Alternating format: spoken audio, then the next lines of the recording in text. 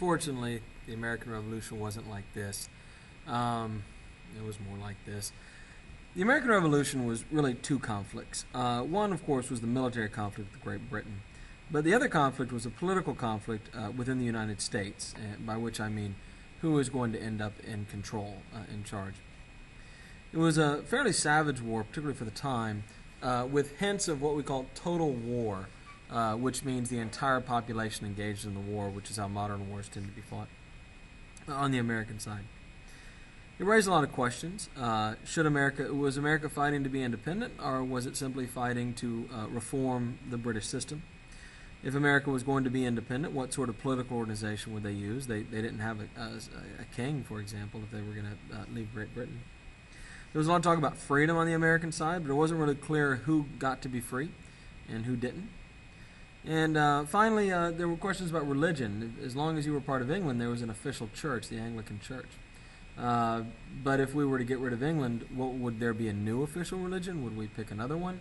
Or would we let the states eat? How would religion be handled? And over the course of the next few chapters, we'll see all of those are addressed. The war was expected. There had been rising tension, as we know, for quite a while now. But we still weren't really prepared for it very well. It wasn't until 3 weeks after Lexington and Concord that we had the Second Continental Congress. 12 states came. Georgia did not come. And there were radicals there, including John and Samuel Adams and Richard Henry Lee, who argued that America should declare its independence and leave Great Britain. But the moderates dominated. They were led by John Dickinson, and they wanted peace. They wanted to smooth things over. Oops, there we go. Most colonists believed they were simply fighting for redress of their grievances, or in other words, to get England to undo what they had done since the French and Indian War. But as the war went on and the cost mounted, both in blood and treasure, it had to be about more. If we were going to engage in this great conflict, we had to be fighting for something more than simply undoing some laws. The colonists were enraged when Great Britain recruited African American and Native American troops. The African Americans, of course, were freed Southern slaves. And when because of course, these were two groups that the Americans lived in great fear of, actually. And this got even worse when the British began hiring mercenaries. They hired a group from Germany, although there wasn't a Germany at the time. They were called Hessians. And the idea that you would hire mercenaries to fight your own citizens was very upsetting to the colonists. Finally, when the Crown made the decision to blockade the American ports, this really ended any idea that there would be peace in this war. One of the things that really led America in the direction of independence was the publication in January of 1776 of a small book, a pamphlet really, by a man named Thomas Paine. Paine had actually failed at several businesses in England and had come to America to try to start a new life. He had met Ben Franklin back in Europe, and Franklin had encouraged him to try America. Anyway, he wrote this little book, Common Sense, and it sold like wildfire. It became incredibly popular. It sold 100,000 copies, which at the time made it one of the best-selling things in the history of the colony. And he argued that America should be free and independent, which was kind of a new idea, even with all this tension and the boycotting and the Tea Party and the massacre and all that. The idea that America become its own nation, very few people had really voiced that, and probably very few people had thought it. But Thomas Paine is really going to lay that out there. And he makes some very compelling arguments about why the British government is fatally flawed and can't be fixed, and why America should not be subject to this small island, as he explains it. And so Paine is one of the major instigators of the movement towards independence among everyday people as well as the elites. Now, the Third Continental Congress, which meets in 1776, going back to the Second Continental Congress, they had sent a letter to the King of England in 1775 called the Olive Branch Petition. And basically this is in response to Lexington and Concord. And what this letter said was, I am totally sorry for shooting your soldiers. Or I should say we are. But the king never even read it. He tore it up without even opening it because he was enraged at something that had actually happened in Canada. And so the colonists' first reaction was to beg for forgiveness, really. But when that didn't happen, they began to prepare for war.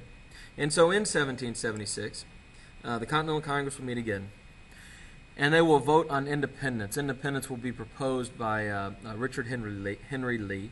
And on July 2nd of 1776, the Continental Congress votes that America will in fact declare its independence, which is the day that everybody at the time thought would be Independence Day. They thought we would all be having 2nd of July parties. John Adams wrote a whole thing about how nobody would ever forget the 2nd of July, but he was wrong. Now what they did was they appointed a committee to write a letter explaining the causes for the separation, explaining the causes for leaving England. And this will become, of course, the Declaration of Independence. Franklin was put in charge, as well as John Adams. Adams had been corresponding with a young lawyer who was very quiet, soft-spoken, and relatively unknown named Thomas Jefferson from Virginia. And he knew that Jefferson was a brilliant writer. And so he asked to have Jefferson on the committee.